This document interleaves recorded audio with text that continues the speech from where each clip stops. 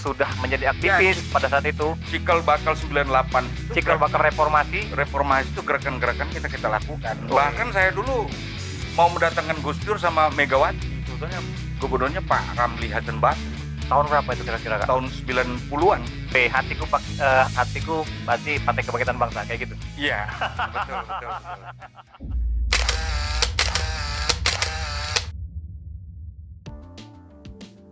Halo sahabat catatan jurnalis, terima kasih udah mampir lagi di channel ini. Ya, tamu saya hari ini spesial. Beliau adalah seorang politikus di Provinsi Sumatera Selatan dan dia juga adalah seorang ketua DPW partai politik di Provinsi Sumatera Selatan. Kiprahnya di kancah politik, siapa sih yang nggak mengenal beliau ini? Teman saya yang ngobrol hari ini adalah Bang Ramlan Holdan. Agak deket dikit ini, Bang. Ya, ya. Terima kasih. Eja mau panggil Bang, Cak, Gus, atau apa? Ini kan ada karakter sendiri nih kalau PKB. Ya, Kak aja lah. Oh, Kak aja ya. Ambil orang Palembang. Orang Palembang, siap. Apa kabar Kak Ramlan? Alhamdulillah, baik. Agak menyamping dikit gini, Kak. Jadi teman-teman catatan jurnalis itu udah bisa ngeliat juga sama Kak Ramlan kan? Ah, kayak gitu. Kak Ramlan, apa nih kesibukan sehari-hari nih? Ya, sementara kita konsentrasi untuk mengurus partai karena waktu kita ini untuk bertempur di partai politik sudah dekat ini menjelang 2024. Wah, ini mesin partai mulai hidup ini berarti? Iya, karena apa? Karena ada dua agenda besar yang akan kita hadapi. Pertama, pemilihan legislatif dan pemilihan presiden. Dua agenda ini akan menjadi konsentrasi bagi kita Partai Kebangkitan Bangsa. Seberapa konsentrasi nih untuk menghidapin persiapan 2024 ini? Kayaknya udah Eja lihat nih di beberapa media sosial segmen-segmen tertentu, Kak Ramlan nih rajin sekali turun dan menyapa masyarakat. Ya, tiada hari tanpa konsolidasi, tiada hari tanpa untuk Partai Kebangkitan Bangsa. Ini yang kita lakukan. Woi, hatiku berarti Partai Kebangkitan Bangsa, kayak gitu. Iya, betul. Jadi Kak Ramlan, kita flashback dulu nih dikit Kak Ramlan. Waktu itu Kak Ramlan sebelum sebagai menjabat ketua DPW Partai Kebangkitan Bangsa Provinsi Sumatera Selatan, ini gimana ceritanya bisa jatuh cinta sama PKB ini? Ini cerita dulu dong, biar sahabat-sahabat catatan jurnalis ini bisa tahu dan mungkin bisa menjadi inspirasi kenapa harus bergabung di Partai Kebangkitan Bangsa. Sebelum kita mengajak orang kan kita kenalin dulu apa sih hebatnya kita gitu ya. Ya gimana Kak? Ya, sebenarnya kita dari mahasiswa dulu, kebetulan kita jadi aktivis mahasiswa baik di Senak termasuk juga organisasi ekstra kampus di luar, dan saya kebetulan banyak dididik di pergerakan mahasiswa Islam Indonesia PMII. Wah, ini kader PMII juga nih Mas Bro. Lanjut ya. Nih, kayaknya seru nih kalau ngobrol sama mantan aktivis itu nggak jauh dari aksi dan demonstrasi. Ya. Nah, kebetulan kita jadi aktivis ini kan di masa Orde Baru. Masa Orde Baru. Ini yang terasa banget nih kayaknya nih. Memang kekuasaan sentralisasi luar biasa sehingga kita ya biasalah kalau demo-demo itu karena kita dikungkung oleh kekuasaan Orde Baru ini yang membuat kita belajar banyak untuk mendobrak sistem demokrasi kita yang sangat sentral waktu itu yang didukung oleh militer penuh sehingga kekuasaan Orde Baru hampir 32 tahun berkuasa. Nah, ini yang membuat kita untuk melakukan aksi-aksi agar demokrasi kita dibongkar untuk menjadi demokrasi yang dicita-citakan oleh bangsa kita. Dicita-citakan oleh bangsa kita. Emang betul. Pada saat itu tahun 98, artinya Kak Ramlan juga aktivis 98 dong? Iya, 90-an. 90-an saya dong? aktivis 90-an. Sudah menjadi aktivis pada saat itu? Cikal bakal 98 itu. Cikal bakal reformasi? Reformasi itu gerakan-gerakan kita lakukan. Bahkan saya dulu mau mendatangkan Gus Dur sama Megawati, sebetulnya gubernurnya Pak Ramli Hasan Basri. Tahun berapa itu kira-kira Kak? Tahun 90-an. Tahun 90-an? Bahkan saya dipanggil oleh Sospol. Ya, kenapa dipanggil Kak? Ya karena saya ingin mendatangkan Megawati sama Gus Dur. Karena waktu itu sangat anti pemerintah Orde Baru terhadap tokoh dua ini. Iya. Sementara dua tokoh ini idola kita di dalam proses untuk memperbaiki demokrasi. Weh, akhirnya kawan-kawan sahabat jurnalis kita udah tahu nih, ternyata Kak Ramlan ini idolanya Gus Dur sama Megawati. Jadi wajar tahun 99 ya. Yes. 99 waktu itu pada pesta demokrasi bergandengan. Oh, jadi iya, antara betul. Gus Dur dan Megawati. Iya, tahun 90-an ya. Iya. Ketika Gus Dur menggagas dan terbentuknya poros forum demokrasi. Nah, ini yang menginspirasi generasi muda waktu itu untuk mendobrak demokrasi yang sangat kental dengan nuansa-nuansa kekuasaan yang luar biasa yang tidak terbatas. Tidak terbatas. Perjalanan untuk berorganisasi dari dulu sampai sekarang belum meluntur. Belum, ya saya juga masuk aktivis ini kebetulan masuk 86, 87 saya dididik di pergerakan mahasiswa Islam Indonesia. Nah, terus saya juga aktivis NU karena saya juga ketua Ikatan Putra Nahdlatul Ulama di tingkat Kota Palembang. Saat ini? Dulu ya. Sampai saya jadi ketua Ikatan Putra Nahdlatul Ulama Provinsi Sumatera Selatan. Dan ketika reformasi ini kita terpanggil karena kita sebagai kader NU, karena NU membentuk sebuah partai politik. Maka saya bergabung di PKB tahun 98. Di PKB Kota saya itu wakil ketua. Wakil ketua. Wakil ketua di PKB Kota. Itu Palembang. langsung blek jatuh cinta sama PKB. Iya, karena ada pilihan-pilihan partai lain nggak? Kalau nggak salah tahun 98 itu ada 48 partai kan? Ya, dulu memang kita aktif juga di Partai Golkar karena belum ada partai lain. Nah, itulah yang menolong saya sebenarnya waktu itu di Sospol. Saya tidak ditahan karena saya pernah kartu anggota Golkar, saya pernah Litsus, saya pernah terbaik waktu itu. Partai lain belum ada, baru 3 partai politik. Baru 3 partai politik. 6 jam saya di Sospol. Di Sospol karena dulu diinterogasi. Kesbang dulu kan Sespol namanya. Kakan Sospol itu jabatannya minimal kolonel dulu kan, tentara semua. Iya, diambil alih militer ya. Militer di bagian dari pemerintah daerah kan. Iya. Ya, masih zaman Orde Baru itu. Artinya sekelumit perjalanan di era Orde Baru menuju reformasi. Ini betul. Sampai sekarang di era demokrasi. Sudah panjang sekali nih perjalanan karirnya ini. Iya. Ya, bagaimana tantangan Kak Ramlan menghadapi situasi seperti saat ini? Ini ada perbedaan zaman nih. Kalau kita berbicara perbedaan betul, zaman ya. Dan perubahan baik itu di kultur budaya dan melestarikan sumber daya manusianya nih. Nah, Kak Ramlan sendiri melihat era reformasi dan era demokrasi pada saat ini. Kak Ramlan melihat itu seperti apa sih peran dari generasi zaman old dan kepada generasi zaman now ini? Nah, ya ini kan namanya catatan perjalanan sejarah. Itu kan masing-masing itu pasti ada tantangan dan persoalan-persoalan yang dihadapi berbeda. Mungkin di zaman kami untuk mencetuskan merombak sistem demokrasi yang sangat luar biasa yang tidak terbatas, itu salah satunya yang menghasilkan reformasi.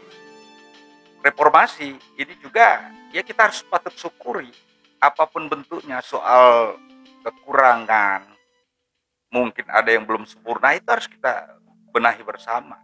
Lagi sekarang ini kan tantangan kita kan luar biasa. Ya. Satu, tantangan era globalisasi. Itu yang nggak bisa kita hindari. Dan ini justru ini menjadi sunatullah, karunia Tuhan itu. Nah, sementara setiap zaman itu pasti ada tantangan masing-masing. Nah, gimana sih kita untuk mencoba menyelaraskan nih antara program kerja dari Partai Kebangkitan Bangsa dengan kondisi zaman yang sekarang sudah berubah? Ini kan kita perlu peningkatan di sumber daya manusianya juga. Betul. Nah, ini gimana nih Kak Ramlan dalam menyikapi hal ini, Kak Ramlan? Ya, di dalam kita menghadapi tantangan-tantangan, dan ini bukan saja tantangan, bahkan ini akan menjadi sebuah peluang yang luar biasa. Apakah tantangan era globalisasi yang dengan teknologi yang luar biasa? Tetapi bukan tidak mungkin bahwa dengan adanya teknologi akan membawa kehancuran juga bagi sisi positif dan negatifnya itu ada. Pasti iya. Ada. Karena peradaban ini kan akibat apa yang dihadapi oleh masing-masing zaman dan tantangan. Ini akan melahirkan sebuah peradaban. Ya, tinggal bagaimana kita menyikapi perubahan zaman itu. Perubahan itu ya. Wih, asik nih kawan-kawan sahabat jurnalis. Ini asik sekali nih ngobrol sama Kak Romlan Hodan. Dari tahun 98, akhirnya kita sekarang udah di tahun 2021. Kita muka dimanya luar biasa, bro. Banyak sekali pengalaman Kak Romlan di zaman waktu itu nih. Waktu beliau turun sebagai aktivis reformasi. Nah, Kak Romlan, kita lihat sampai sekarang nih Partai Kebangkitan Bangsa menjadi partai yang memiliki daya tarik tersendiri, kayak punya magnet ini. Nah, ini Kak Ramlan ketawa nih menyebutkan PKB punya magnet, karena saya melihat dan memantau di sejumlah wilayah di kabupaten kota di provinsi Sumatera Selatan ini ada tokoh-tokoh masyarakat lah yang dari kabupaten kota ini mulai menanggalkan baju lama dan berganti ke baju yang baru, PKB. Ini apa sih yang dilakuin selama perjalanan? Ini periode keberapa sebagai ketua DPW ini? Ini kayaknya ketiga periode ini. Ketiga periode. Ini gimana Kak perjalanan karirnya Kak? Ya, prinsipnya bahwa partai politik ini adalah bagian dari dakwah, dan partai politik ini sepanjang kita berpikir bahwa partai politik untuk kemaslahatan umat, ini yang akan kita lakukan. Nah, itulah yang kita tawarkan dengan berbagai tokoh yang memang masih banyak yang akan bergabung ke PKB, dan prinsipnya itu bahwa partai politik ini kita letakkan sebagai kepentingan dakwah untuk kepentingan umat ini, baik bangsa maupun agama kita sendiri. Jadi jangan disalah kaprahkan bahwa PKB ini hanya berkepentingan untuk sekelompok orang, tetapi kita untuk umat dan untuk bangsa. Untuk umat dan untuk bangsa. Iya, Kak. 2004-2009 pernah menjabat sebagai anggota DPRD Provinsi Sumatera Selatan. Benar. Tantangannya pada saat itu dan zaman sekarang itu seperti apa, Kak? Ya, memang setiap zaman itu kan pasti ada perbedaan tantangan. Tetapi sepanjang kita sesuai dengan tugas dan fungsi kita sebagai wakil rakyat, nah ini harus kita perankan semaksimal mungkin. Sebenarnya tugasnya sama. Tugas anggota dewan itu sama dengan tugas di partai politik. Ya, di partai politik kan produk dari parlemen ini kan di partai politik.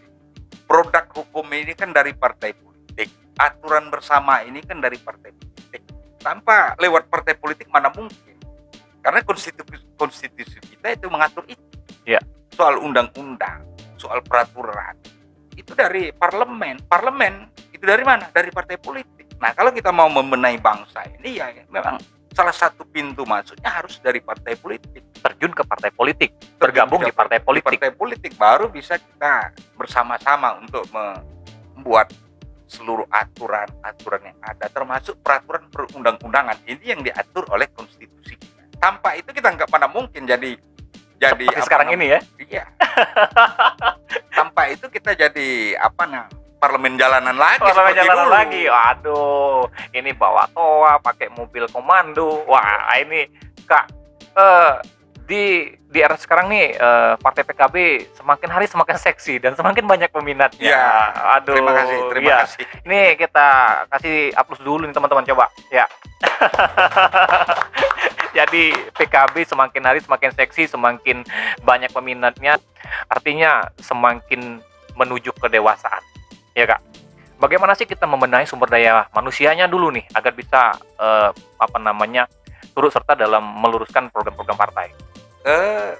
Memang salah satu kan SDM kita harus kita. Artinya sistem pendidikan kita ini memang perlu ada peninjauan kembali. Artinya jangan sampai sistem pendidikan kita akan ketinggalan dengan dunia-dunia luar, negara-negara lain. Kita akan sangat tertinggal kalau memang SDM kita tidak benar. Di-upgrade terus dong. Harus di-upgrade sistem pendidikan kita sejauh mana. Nah, cuman kuncinya semuanya itu harus kita punya kedaulatan. Bangsa kita ini harus berdaulat. Tanpa ada kedaulatan itu mana mungkin kita akan mencapai cita-cita kita untuk meningkatkan SDM yang tinggi. Maka kedaulatan ini harus dijaga. Negara kita harus negara yang berdaulat. Tidak boleh kita terpecah-pecah. Nih kawan-kawan jurnalis. Wih, ini luar biasa sekali, Kak Romlan. Saya harus banyak bertanya nih karena ini menjadi sebuah catatan di catatan jurnalis. melihat perubahannya peradaban sehingga ada pergeseran kebudayaan. Saya sempat ngobrol sebelumnya kita Kak Romlan ya. Iya. Kak Romlan tadi menyebut bahwa PKB untuk BKB. Iya. Ya, kemarin kebetulan kita menjelang Hari Pahlawan. Menjelang Hari Pahlawan Ada 10 November nanti. 10 November ada sosok pahlawan Sumatera Selatan ya. Justru kepahlawan mereka ini harus kita telaudani. Tetapi tanpa memahami, tanpa kita menggali keteladanan beliau, itu mana mungkin kita paham, apalagi generasi muda. Siapa sebenarnya sosok pahlawan yang bernama Sultan Mahmud Badruddin Dubai? Kenapa BKB yang dipilih? Ya, salah satu ini aset budaya kita. Budaya ini kan hasil karya setiap zaman, setiap masa peradaban itu akan menghasilkan sebuah budaya. Nah, budaya ini alhamdulillah budaya yang sekarang ini justru kalau memang saya nilai salah satunya Benteng Kota Besar ini adalah salah satu hasil karya anak bangsa pribumi yang mencetak sebuah karya yang namanya Benteng Kota Besar. Karena benteng ini yang dibuat oleh pribumi langsung, namanya Sultan. Nah, mungkin ini gagasannya kan mulai dari Sultan Mahmud Badruddin I, dilanjutkan dengan Sultan Mahmud Badruddin II. Ini menjadi benteng untuk menghadang penjajah waktu itu. Nah, tapi sekarang terbengkalai. Generasi muda nggak bisa menikmati. Kita hanya bisa melihat dari luar. Kita nggak pernah dari dalam apa. Seperti apa di dalam situ? Seperti apa di dalam. Kenapa kok ini enggak? Justru kita bangga dengan buatan Belanda ini dijadikan cagar budaya. Ini kan gila ini. Iya. Kita nggak mencintai hasil-hasil karya anak bangsa negeri sendiri. Iya. Masa buatan Belanda kok ini bisa jadi cagar budaya ini sampai sekarang kita sudah punya anak bangsa ya. Ini 2024 loh. Iya. 2024 sudah diusulkan agar Benteng Kota Besar itu masuk dalam cagar budaya. Tapi sampai sekarang belum. Masih harus berjuang lagi dong. Masih harus berjuang. Makanya kenapa kemarin kita bersama komponen-komponen tokoh-tokoh budayawan, khususnya budayawan Palembang ini, ayo kita perjuangkan ini. Masa kita nggak menghargai sama sekali ini hasil-hasil budaya ini? Ya. Nah, inilah kan peradaban yang sudah diciptakan oleh anak bangsa pada masanya. Ya. Dalam menggiring menjadikan BKB itu sebagai cagar budaya. Ya, ini balik lagi ke partai politik ini. Oh, nah, iya, seperti apa instruksi kita nih dari pimpinan DPW Partai PKB terhadap legislatif yang saat ini duduk di kursi parlemen di Provinsi Sumatera Selatan? Ya, ini sebenarnya ini pun termasuk juga tidak hanya provinsi saja, tapi yang lebih berkewenangan di sini kan Kota Palembang. Ya, itu rekomendasi tapi ini Kak ya. Betul ya, karena ini asetnya Kota Palembang, sehingga kita minta dengan fraksi PKB untuk memperjuangkan agar satu langkah yang harus kita lalui bahwa Benteng Kota Besar itu masuk di dalam daftar cagar budaya Indonesia. Nah, ini kan belum, mulai dari 2024 yang lalu ini. Iya. Belum 2004 ya. 2004 sudah diusulkan, sampai sekarang masih belum ada registrasi, belum ditetapkan, belum masuk di Perpres. Nah, ini sedang pembahasan, kebetulan sedang pembahasan. Saya perintahkan dengan fraksi PKB agar mengawal itu Benteng Kota Besar ini harus masuk di dalam cagar budaya. Wah, ya teman-teman sahabat catatan jurnalis, kita sama-sama mendoakan bahwa partai PKB yang mengawal menjadikan Benteng Kota Besar sebagai cagar budaya asli punya Provinsi Sumatera Selatan, Kota Palembang pada khususnya, ya agar memang ke depan segera terrealisasikan. Begitu Kak ya? Iya, setelah ini langkah kedua kita, setelah ini masuk di dalam daftar cagar budaya, maka Benteng Kota Besar ini harus bisa dinikmati oleh masyarakat umum. Kita kan nggak bisa menjadikannya pure destinasi wisata. Destinasi wisata, saya kira ini luar biasa. Ya, seperti di Bengkulu, Maroboro, ini buatan Inggris ini. Iya, itu bisa dimiliki. Kita ajak bangga dengan itu. Iya, bisa masuk sebagai penambah PAD. PAD saya kira luar biasa. Tetapi ini harus kita lakukan semaksimal mungkin. Memang, satu, kita menghargai budaya, menghargai sejarah. Memang artinya teman-teman PKB ini mau jadi magnet terus ini. Tidak hanya sebagai magnet menarik dari masyarakat untuk bergabung di partai politik, juga magnet untuk menarik ke penghasilan pendapatan asli daerah. Betul, ya. Saya kira Palembang ini luar dahsyat sekali ya. Luar biasa kalau kita ingin menjadikan kota Palembang sebagai pusat destinasi wisata internasional. Ini luar biasa karena kita punya catatan sejarah yang banyak dan besar. Sejarah, mungkin juga soal destinasi religius, soal alam, kita punya Sungai Musi yang luar biasa. Tinggal bagaimana kita mengembangkan dan mengekspor lagi lebih luas ya Kak ya? Ya karena di jajaran Sungai Musi aja itu pusat ekonominya luar biasa, tetapi belum dimanfaatkan untuk PAD kita. Asik. Belum itu dimanfaatkan semaksimal mungkin untuk PAD kita. Apalagi Benteng Kutub Besar ini sudah bisa dinikmati. Saya kira mancanegara pun akan tertarik untuk datang ke sini. Oke, kita tutup di BKB-nya. Kita udah tahu bahwa perjalanan saat ini sedang dilakukan pengawalan oleh kawan-kawan dari PKB untuk cagar budaya Benteng Kutub Besar. Ini saya pengen ngobrol lebih jauh lagi nih soal ini loh Kak. Kak Romlan, ya kan? Tadi ada perubahan di era dan zaman, ya Kak ya. Pada zaman dulu dan zaman sekarang nih Kak, beda sekali Kak ya. Bagaimana masyarakat sekarang sudah masyarakat digital Kak, ya Kak. Nah, lalu ini bagaimana sih Kak PKB menyikapinya Kak untuk bahwa silakan bergabung di partai PKB. Saya memiliki ini loh yang buat kalian tertarik sama kami gitu Kak.